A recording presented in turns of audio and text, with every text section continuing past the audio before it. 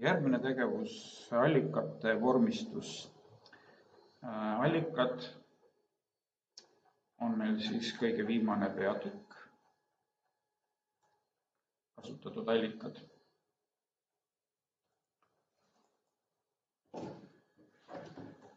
Vormistan selle pealkirja ära ka kohe.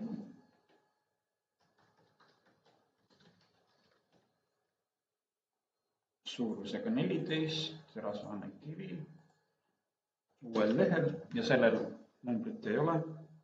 Nii, ja ma lisan siia täiesti uue, siin on juba kirjalikud allikad, aga ma lisan siia täiesti uue allika, mida ma kasutasin, on siis Wikipedia, mida kindlasti teie ka paljud kasutate. Ja lisan siis selle aadressi siia. Nüüd allika vormistamisel on siis selline kord või selline järjekord, et kõigepealt on autori nimi, esimesel kohal autori nimi. Wikipedia artiklitel autorit ei ole märgitud, siin autori all või artikli all on tavaliselt see info selle artikli kohta, aga Wikipedia on kollektiivne looming ja seal autoreid välja ei tooda. Siis on esimesel kohal pealkiri, ehk siis selle artikli pealkiri on minul Juhan Voldemar Janson. See on esimesel kohal. Nii. Siis on selle artikli loomise aeg, kui see on võimalik tuvastada. Wikipedia artiklitel on see väga täpselt kirjas siin artikli all. Näete, see artikkel näiteks on siis 31. augustil 2025, isegi kellaaeg olemas.